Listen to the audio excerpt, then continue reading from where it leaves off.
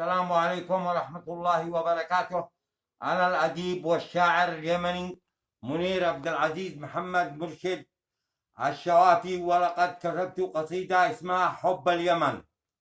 أقول فيها: أنا قلبي بحبك عالق، أحبك أقولها من قلب عاشق،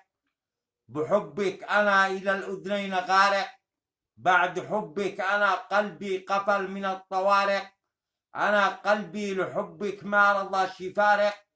وهبنا حبك ربنا الخالق، صانك الرحمن صان جمالك،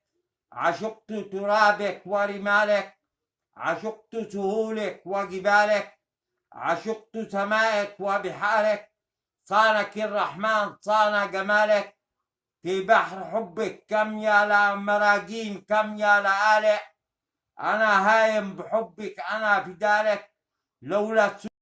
لايكي